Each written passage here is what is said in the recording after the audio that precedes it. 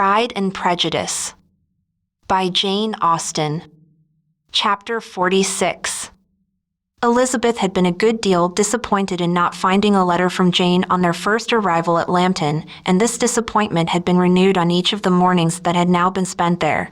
But on the third her repining was over, and her sister justified by the receipt of 2 letters from her at once, on one of which was marked that it had been missent elsewhere. Elizabeth was not surprised at it, as Jane had written the direction remarkably ill. They had just been preparing to walk as the letters came in, and her uncle and aunt, leaving her to enjoy them in quiet, set off by themselves. The one missent must first be attended to. It had been written 5 days ago. The beginning contained an account of all their little parties and engagements, with such news as the country afforded, but the latter half, which was dated a day later and written in evident agitation, gave more important intelligence.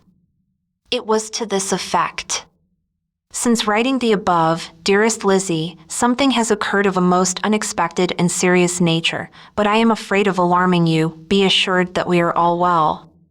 What I have to say relates to poor Lydia. An express came at 12 last night, just as we were all gone to bed, from Colonel Forster, to inform us that she was gone off to Scotland with one of his officers, to own the truth, with Wickham. Imagine our surprise. To Kitty, however, it does not seem so wholly unexpected.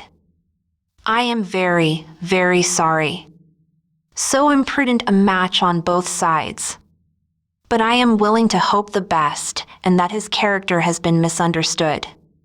Thoughtless and indiscreet, I can easily believe him, but this step, and let us rejoice over it, marks nothing bad at heart. His choice is disinterested at least, for he must know my father can give her nothing. Our poor mother is sadly grieved. My father bears it better. How thankful am I that we never let them know what has been said against him. We must forget it ourselves. They were off Saturday night about 12, as is conjectured, but were not missed till yesterday morning at 8. The express was sent off directly. My dear Lizzie, they must have passed within 10 miles of us. Colonel Forster gives us reason to expect him here soon. Lydia left a few lines for his wife, informing her of their intention. I must conclude, for I cannot be long from my poor mother. I am afraid you will not be able to make it out, but I hardly know what I have written." Without allowing herself time for consideration, and scarcely knowing what she felt, Elizabeth, on finishing this letter, instantly seized the other, and opening it with the utmost impatience, read as follows. It had been written a day later than the conclusion of the first. By this time, my dearest sister, you have received my hurried letter. I wish this may be more intelligible, but though not confined for time, my head is so bewildered that I cannot answer for being coherent. Dearest Lizzie, I hardly know what I would write, but I have bad news for you, and it cannot be delayed. Imprudent as the marriage between Mr. Wickham and our poor Lydia would be, we are now anxious to be assured it has taken place, for there is but too much reason to fear they are not gone to Scotland. Colonel Forster came yesterday, having left Brighton the day before, not many hours after the express. Though Lydia's short letter to Mrs. F. gave them to understand that they were going to Gretna Green, something was dropped by Denny expressing his belief that W. never intended to go there, or to marry Lydia at all, which was repeated to Colonel F., who, instantly taking the alarm, set off from B., intending to trace their route. He did trace them easily to Clapham, but no further, for on entering that place, they removed into a hackney coach and dismissed the chaise that brought them from Epsom. All that is known after this is, that they were seen to continue the London road. I know not what to think. After making every possible inquiry on that side London, Colonel F. came on into Hertfordshire, anxiously renewing them at all the turnpikes, and at the inns in Barnet and Hatfield, but without any success. No such people had been seen to pass through. With the kindest concern he came on to Longbourn, and broke his apprehensions to us in a manner most creditable to his heart. I am sincerely grieved for him and Mrs. F., but no one can throw any blame on them. Our distress, my dear Lizzie, is very great. My father and mother believe the worst, but I cannot think so ill of him.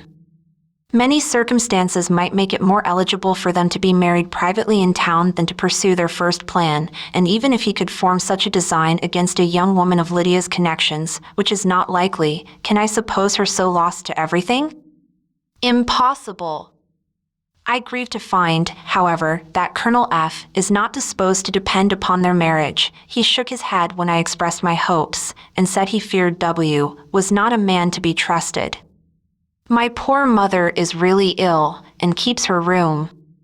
Could she exert herself, it would be better, but this is not to be expected. And as to my father, I never in my life saw him so affected. Poor Kitty has anger for having concealed their attachment, but as it was a matter of confidence, one cannot wonder. I am truly glad, dearest Lizzie, that you have been spared something of these distressing scenes, but now, as the first shock is over, shall I own that I long for your return? I am not so selfish, however, as to press for it, if inconvenient. Adieu! I take up my pen again to do what I have just told you I would not, but circumstances are such that I cannot help earnestly begging you all to come here as soon as possible. I know my dear uncle and aunt so well that I am not afraid of requesting it, though I have still something more to ask of the former. My father is going to London with Colonel Forster instantly to try to discover her.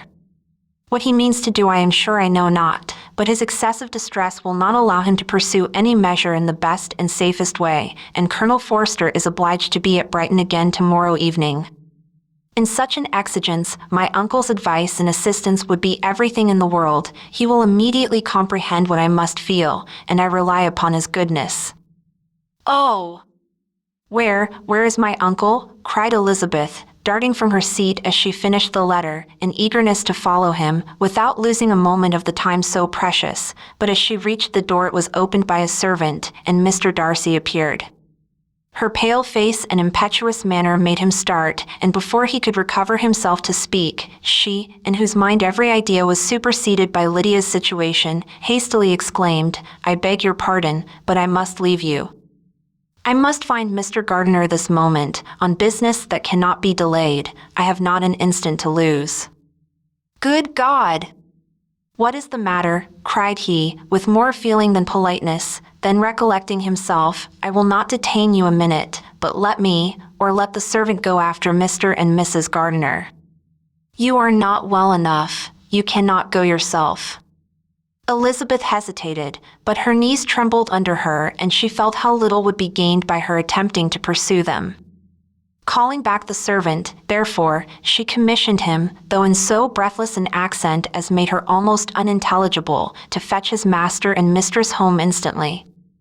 On his quitting the room she sat down, unable to support herself, and looking so miserably ill that it was impossible for Darcy to leave her, or to refrain from saying, in a tone of gentleness and commiseration, "Let me call your maid." "Is there nothing you could take to give you present relief?" "A glass of wine.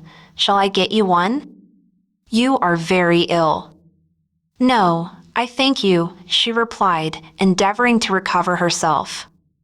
"There is nothing the matter with me. I am quite well. I am only distressed by some dreadful news which I have just received from Longbourn." She burst into tears as she alluded to it, and for a few minutes could not speak another word. Darcy, in wretched suspense, could only say something indistinctly of his concern and observe her in compassionate silence. At length she spoke again. "I have just had a letter from Jane with such dreadful news. It cannot be concealed from anyone. My younger sister has left all her friends, has eloped, has thrown herself into the power of Mr. Wickham. They are gone off together from Brighton. You know him too well to doubt the rest. She has no money, no connections, nothing that can tempt him to, she is lost forever." Darcy was fixed in astonishment. "When I consider," she added in a yet more agitated voice, "that I might have prevented it. I who knew what he was. Had I but explained some part of it only, some part of what I learnt, to my own family. Had his character been known, this could not have happened. But it is all too late now. "I am grieved indeed," cried Darcy, grieved, shocked. "But is it certain, absolutely certain?" "Oh, yes." They left Brighton together on Sunday night and were traced almost to London, but not beyond. They are certainly not gone to Scotland. And what has been done, what has been attempted, to recover her? My father is gone to London, and Jane has written to beg my uncle's immediate assistance, and we shall be off, I hope, in half an hour. But nothing can be done. I know very well that nothing can be done. How is such a man to be worked on? How are they even to be discovered? I have not the smallest hope. It is every way horrible. Darcy shook his head in silent acquiescence. When my eyes were opened to his real character, oh! Had I known what I ought, what I dared to do. But I knew not. I was afraid of doing too much. Wretched, wretched mistake. Darcy made no answer. He seemed scarcely to hear her, and was walking up and down the room in earnest meditation, his brow contracted, his air gloomy. Elizabeth soon observed, and instantly understood it. Her power was sinking. Everything must sink under such a proof of family weakness, such an assurance of the deepest disgrace. She could neither wonder nor condemn, but the belief of his self-conquest brought nothing consolatory to her bosom, afforded no palliation of her distress. It was, on the contrary, exactly calculated to make her understand her own wishes, and never had she so honestly felt that she could have loved him as now, when all love must be vain. But self, though it would intrude, could not engross her. Lydia, the humiliation, the misery she was bringing on them all, soon swallowed up every private care, and covering her face with her handkerchief, Elizabeth was soon lost to everything else, and, after a pause of several minutes, was only recalled to a sense of her situation by the voice of her companion, who, in a manner which, though it spoke compassion, spoke likewise restraint, said, "I am afraid you have been long desiring my absence, nor have I anything to plead in excuse of my stay, but real, though unavailing concern. Would to heaven that anything could be either said or done on my part that might offer consolation to such distress. But I will not torment you with vain wishes, which may seem purposely to ask for your thanks. This unfortunate affair will, I fear, prevent my sister's having the pleasure of seeing you at Pemberley today. Oh, yes. Be so kind as to apologize for us to Miss Darcy. Say that urgent business calls us home immediately. Conceal the unhappy truth as long as it is possible. I know it cannot be long." He readily assured her of his secrecy, again expressed his sorrow for her distress, wished it a happier conclusion than there was at present reason to hope, and leaving his compliments for her relations, with only one serious, parting look, went away. As he quitted the room, Elizabeth felt how improbable it was that they should ever see each other again on such terms of cordiality as had marked their several meetings in Derbyshire, and as she threw a retrospective glance over the whole of their acquaintance, so full of contradictions and varieties, sighed at the perverseness of those feelings which would now have promoted its continuance, and would formerly have rejoiced in its termination. If gratitude and esteem are good foundations of affection, Elizabeth's change of sentiment will be neither improbable nor faulty. But if otherwise, if regard springing from such sources is unreasonable or unnatural, in comparison of what is so often described as arising on a first interview with its object, and even before 2 words have been exchanged, nothing can be said in her defense, except that she had given somewhat of a trial to the latter method in her partiality for Wickham, and that its ill success might, perhaps, authorize her to seek the other less interesting mode of attachment. Be that as it may, she saw him go with regret, and in this early example of what Lydia's infamy must produce, found additional anguish as she reflected on that wretched business. Never, since reading Jane's second letter, had she entertained a hope of Wickham's meaning to marry her. No one but Jane, she thought, could flatter herself with such an expectation. Surprise was the least of her feelings on this development. While the contents of the first letter remained in her mind, she was all surprise, all astonishment that Wickham should marry a girl whom it was impossible he could marry for money, and how Lydia could ever have attached him had appeared incomprehensible. But now it was all too natural. For such an attachment as this she might have sufficient charms, and though she did not suppose Lydia to be deliberately engaging in an elopement without the intention of marriage, she had no difficulty in believing that neither her virtue nor her understanding would preserve her from falling an easy prey. She had never perceived, while the regiment was in Hertfordshire, that Lydia had any partiality for him, but she was convinced that Lydia wanted only encouragement to attach herself to anybody. Sometimes one officer, sometimes another, had been her favorite, as their attentions raised them in her opinion. Her affections had continually been fluctuating, but never without an object. The mischief of neglect and mistaken indulgence towards such a girl, oh! How acutely did she now feel it! She was wild to be at home, to hear, to see, to be upon the spot to share with Jane in the cares that must now fall wholly upon her, in a family so deranged, a father absent, a mother incapable of exertion, and requiring constant attendance, and though almost persuaded that nothing could be done for Lydia, her uncle's interference seemed of the utmost importance. Until he entered the room her impatience was severe. Mr. and Mrs. Gardiner had hurried back in alarm, supposing by the servant's account that their niece was taken suddenly ill, but satisfying them instantly on that head, she eagerly communicated the cause of their summons, reading the 2 letters aloud, and dwelling on the postscript of the last with trembling energy. Though Lydia had never been a favorite with them, Mr. and Mrs. Gardiner could not but be deeply afflicted.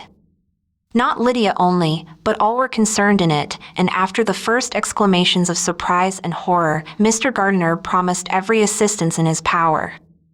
Elizabeth, though expecting no less, thanked him with tears of gratitude, and all 3 being actuated by one spirit, everything relating to their journey was speedily settled. They were to be off as soon as possible. "But what is to be done about Pemberley?" cried Mrs. Gardiner. "John told us Mr. Darcy was here when you sent for us. Was it so?" "Yes, and I told him we should not be able to keep our engagement." "That is all settled." "That is all settled," repeated the other, as she ran into her room to prepare. "And are they upon such terms as for her to disclose the real truth?" "Oh, that I knew how it was!" But wishes were vain, or at least could only serve to amuse her in the hurry and confusion of the following hour. Had Elizabeth been at leisure to be idle, she would have remained certain that all employment was impossible to one so wretched as herself, but she had her share of business as well as her aunt, and amongst the rest there were notes to be written to all their friends at Lambton, with false excuses for their sudden departure. An hour, however, saw the whole completed, and Mr. Gardiner meanwhile having settled his account at the inn, nothing remained to be done but to go, and Elizabeth, after all the misery of the morning, found herself, in a shorter space of time than she could have supposed, seated in the carriage, and on the road to Longbourn.